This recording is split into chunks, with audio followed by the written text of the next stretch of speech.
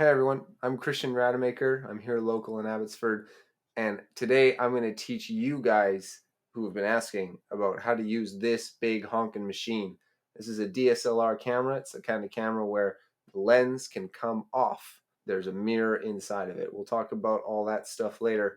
I've been photographing for over 10 years, since high school for sure, and it is time to make a video about how to use these bad boys. This is going to be an educational video about how to use the DSLR, how to use the camera that's in your hands.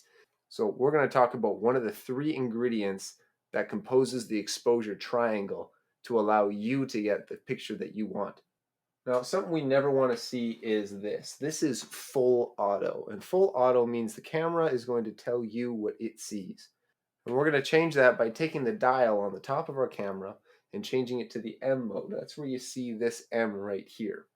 That means manual, and it's where we're telling the camera what we want it to see.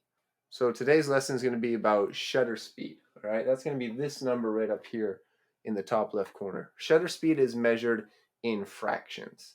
Now, if we take you back to our high school days, you're going to remember that fractions are communicated as a 1 over something, which means it is part of a whole. In this case, the fraction is being measured according to 1 second. So this is 1/40th of a second, if you can picture it that way. A 1/40th of a second is pretty fast. How many of you can try and picture 1/40th of a second, right? What's beautiful about these cameras, these DSLRs, is that you can control what speed you want the shutter speed to go at. All I'm going to do is I'm going to take my first finger right beside the shutter button, and I'm going to scroll the wheel, and you can see that the shutter speed is getting faster and faster. So the maximum shutter speed this camera can go is 1/8000th of a second.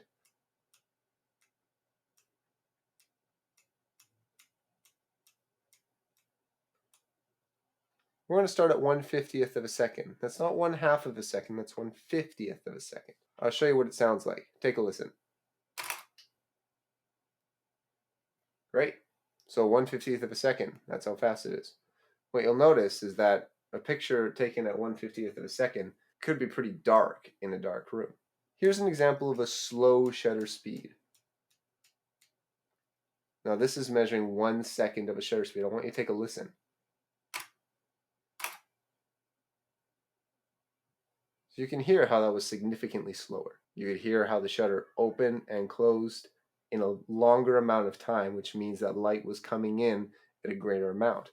That's going to be a brighter photo. We're going to take a quick look at what the difference between these two photos is. You can see in this photo at the top left corner of the screen, 1/50th of a second was the first photo that we took, which means it was a dark photo, it was a fast shutter speed. You try counting 1/50th of a second out in your head. It's going to be pretty tough. Now let's go to the second photo. This photo is taken at 1 second of a shutter speed. So 1 whole second of time elapsed between the opening and the closing of your shutter. I want you to remember that this is just one component inside the exposure triangle, and there's two other components that we're going to touch on in the next videos. But shutter speed is the most commonly used setting to adjust how bright the photos is in the camera. Again, one more time, that's done using the first finger just above the shutter button on your camera. All you're going to do is you're going to pull with your first finger to make the picture darker, or you're going to push with your first finger to make the picture brighter. It's basic simplicity there, but eventually after practice it'll become in your brain. You won't even have to think about it. We're going to go into live view mode. The camera is telling you what it's seeing, but we're going to tell the camera what we want it to see. Right down here in the bottom left corner is the shutter speed, and this is at 1/30th of a second. I know it says 30, but picture it as a fraction.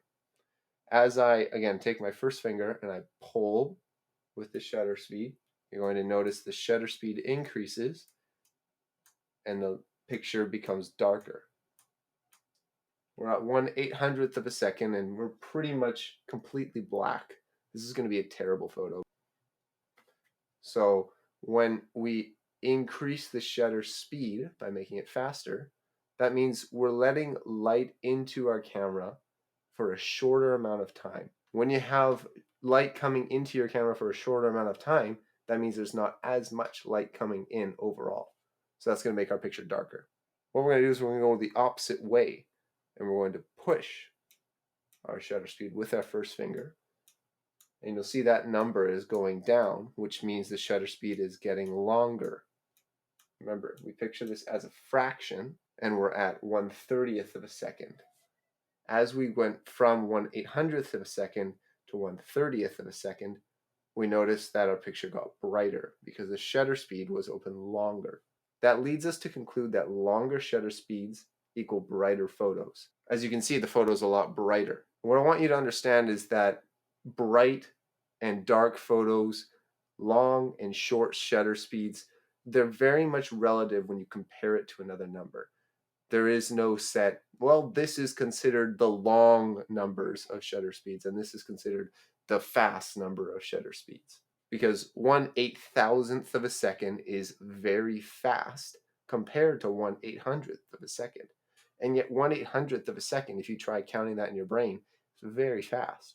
So our units of measurement are different than a camera's. You have to understand that our eye sees differently than the camera sees.